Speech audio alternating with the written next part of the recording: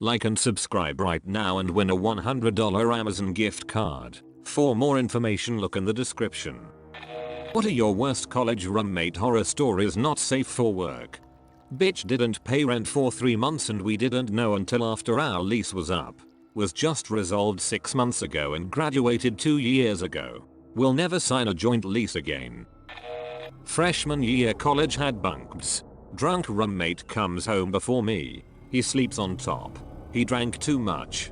He wet the bed, like an open fire hydrant apparently. I came home later and sat down in a flash flood puddle on mine soaked to the core. Needless to say, I threw it in the shower and told him to get me a new one.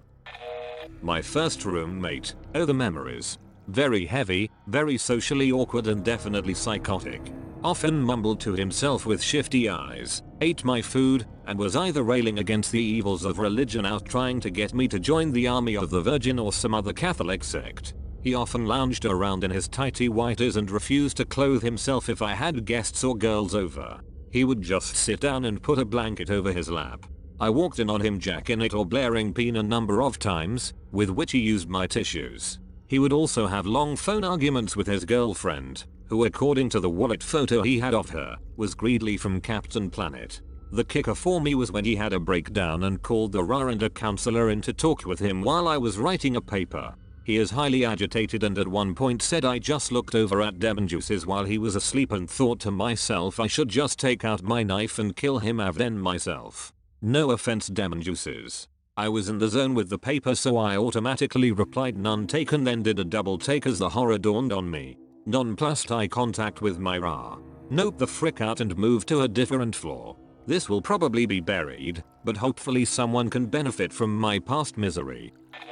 I had a roommate that jacked off constantly. I would unlock the door, which was on old school push combination lock, so it took a few seconds thank god, and enter, and he'd be shutting his monitor off with his hand over his pants. This seriously happened so much that I had to actually have a talk with him about IT after bringing girls over once in a while who would catch him in the act with me and suddenly no longer be in the mood. My roommate once invited a girl that was kicked out of her house to stay with us. Keep in mind our dorm room was barely larger than a prison cell. I listened to them frick on the bottom bunk more times than I care to remember. One of my roommates was accused of raping the other during a night of drunken escapades. I had a housemate, 4-person house, who I asked to take care of my dog over one weekend. I never left any of the responsibilities associated with my dog up to anyone else, because the rest of the guys were doing me a favor by letting me have him there anyways. This one housemate wasn't a huge fan of the dog, and when I came home after the weekend, there was shit and piss in my room where presumably my dog was kept most of the weekend. His food and water were in there too, so I guess that's something. He was really skittish when I went to say hi to him, so I think my housemate hit or kicked him while I was gone. I had a university flatmate who was a bit crazy. It started out with her just stealing my food. I couldn't leave anything in the kitchen for more than 12 hours or she'd have it, and putting passive aggressive notes up in our kitchen calling me a liar. I have food allergies, but apparently I was making them up. She was nasty to anyone I had over. She took all my crockery and put it on top of the cupboard so I couldn't reach it and I had to climb up and get it all down. She then convinced all of the guys in my flat to take the kitchen furniture and pile it outside my door so I couldn't get out of my room. I got the flu. She spent a day screaming at me through the wall, whilst I alternately cried and slept until my parents came and drove me home. It got to the point where I was considering dropping out of university, but I asked to be put in another flat as a last resort. I got moved into a flat with 5 guys and it was so much messier, but so much nicer. I had a roommate who was racist and obsessed with World War II Nazi. Thought it was just in a History Channel kind of way. He chose to read Mein Kampf for a class. Then he started writing juvenile bathroom graffiti in German in the stalls. He became upset when he found out I dated a black girl in high school. Then the swastikas started showing up graffiti in the dorm elevator, along with Engers drawn in a noose. He had a knife collection. He seriously came back after the first week with an end table, folding lounge chair, and an easy chair, despite the fact that the room had no real extra space for any of it. He smelled, and tried to get rid of the room smell with a Hulken of peach renouset one day. He left food garbage in his trash, left for the weekend, and when I empty it, because it was smelling, got mad at me for touching his stuff. Said he'd take care of me if I did it again. He said he hated kids. He was a special ed major. I asked why he majored in that if he hated kids. He said there are 52 special ed majors in this school and I am one of only 2 guys. Moved out the start of next semester, as soon as they'd let me. Paid the extra money for a single the next year. My girlfriend lived in a 2-bedroom apartment with her friend. Both I and the roommate's boyfriends lived there. The girls were getting upset at each other and things had been going south. Then one day near the end of a Walking Dead episode we started talking about problems and talking turned to fighting. Things were said and he pulled a gun on me. I asked why he would do that and if I had been threatening him by yelling while sitting on the couch. He never pointed it at me, but he did clock it. My girlfriend pulled me into her bedroom where I called the police. When they got there we had already gone outside with him alone in the other bedroom. When the police entered there was a single gunshot and he ended his life. We left that apartment and never went back except to move out. This is the reason why I don't watch Walking Dead anymore. His girlfriend said he had been feeling suicidal for months. This is why you get help. Help just means telling people. Talk about it. I thought it was just for attention when the girlfriend said he was going to kill himself. It wasn't. It sucks knowing you could have done things differently, and sucks more not knowing if it would have made things better or worse. I have accepted it wasn't my fault. I have moved on. But man do I wish he would have mentioned it at some point. Even as a half joke so I would know it might be true and could help. Serious. My best friend and I moved into the upper floor of an old mansion in the university town we lived in. I knew he had some depression issues and so did I, and we both drank a lot, but hey, it was college. I didn't know that he was drinking in the mornings or waking up in the middle of the night for more. I also didn't know until later that he was probably bipolar and unmedicated. Well, one night after some relatively heavy drinking, although we hadn't blacked out or anything, I go to bed. I woke up at about 5 AM to take a leak. I had to walk past his bedroom door to get to the bathroom. On the way back, I notice a piece of paper sticking out from under the door. I look down and see that it says "I'm sorry Ole" toothless in large, scraggly letters. Immediately I begin knocking on his door. Nothing. I pound harder and yell his name. Nothing. Now I'm really getting scared. I'm still drunk, but my mind is already working through what that could mean. So I take a step back, cross my arms over my chest, and ram the door with my shoulder. The lock on the door took the whole frame with it and shot splinters everywhere, but that didn't matter. My best friend was on the bed, passed out. He has 6 8-inch long cuts on both wrists and there's blood on the sheets and on his clothes. On the floor there are about 3 empty bottles of various pills, which sadly were mine, not his, a fact that took me a while to get over, and stray capsules and tablets strewn about on the floor and around him on the bed. I'd been through the Red Cross first aid programs and tried to remember what to do. First thing I did was grab my cell, hit 911, and put it on speaker.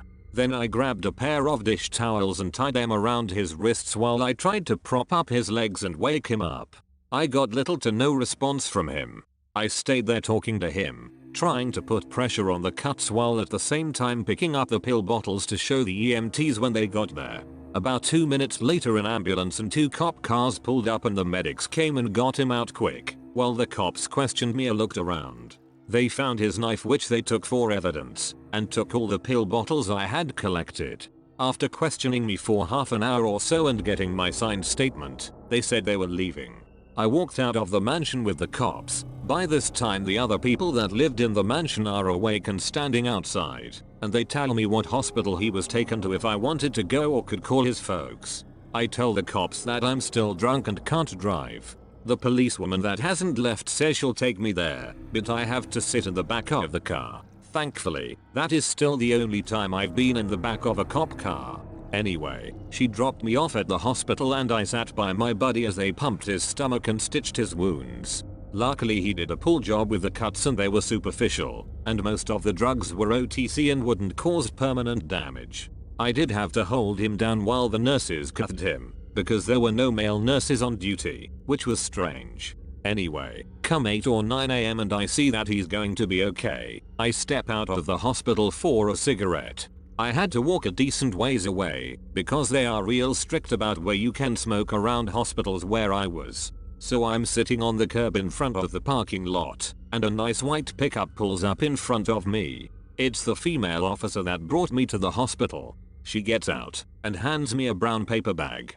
It's got all my buddy's stuff in it, including the knife. They had done all they needed to do with it and she thought I should probably take it back instead of my buddy. Probably not protocol, but still a good idea. Then she offered to give me a ride back to my place. She was off the clock and in her personal vehicle, and the hospital was in the next town over. She didn't have to come find me there, nor did she have to give me a ride back, but she did. That was probably the nicest thing a stranger has ever done for me. My buddy made it through and briefly went to a program once he got out of the hospital. He moved back in with his parents and I drifted away from him. Hard to explain why I did that, and looking back, I probably shouldn't have, but what he did really hurt me. Anyway, he did actually kill himself about 3 months later. All of our friends came over and we sat quiet in my living room. One of our mutual friends who had just gone through a really nasty divorce started talking and crying. I don't remember the context, but at one point he stopped and said gently, gently, gently. I don't know why he said it, and I laughed. I probably shouldn't have and it wasn't a funny remark, but it just came out. I felt so bad about it. I got up and apologized to the friend that had just spoke, hugged him, and said I didn't know where the laugh came from. We all just cried. 4 years later, I can still remember the exact expression on his face, the exact sound of his voice when he said gently, gently, gently. Sorry to be a downer. Not my story, but a friend's. My friend had a foreign roommate her freshman year who appeared to be the best roommate one could ask for. She was quiet, clean, and rarely there. She also baked on occasion. First semester goes by smoothly. My friend is loving life. College rocks.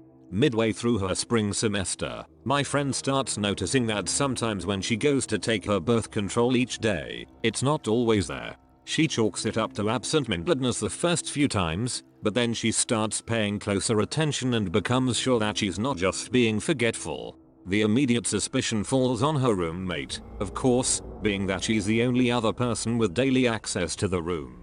My friend has a casual talk with her and her roommate seems confused and slightly offended that she'd even ask if she could be responsible. My friend believes the best of people and tries to shake it off. Weeks go by without incident, until one day my friend returns home from a class that got cancelled early. She walks into her room to literally catch her roommate red-handed.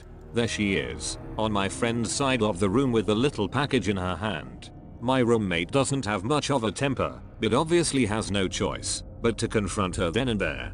Her roommate breaks down in tears and tells her that she got pregnant over spring break and is trying to get rid of the baby by taking birth control after the fact. My roommate is stunned and horrified. She ends up contacting the RA, who contacts the roommate's parents, who pull her out of school. No idea what happened to her after that. People are crazy. My roommate was a born-again Christian who did not allow alcohol or women in the room. If he saw alcohol he would go to the floor manager and demand a room check since we were not allowed on campus. The floor manager would come in and ask, "Do you have alcohol?" and I would reply no. The floor manager would try to leave and the roommate would burst in from the hallway and say yes, he does, but would not find it. I hid it in his closet every time. He never figured that part out. Literally the same process would happen with women in the dorm after 11 PM. Same 2-act play, same hiding place. He would always scream about the women when they came in. "My mama didn't raise me to shack up with no woman," was his favorite phrase.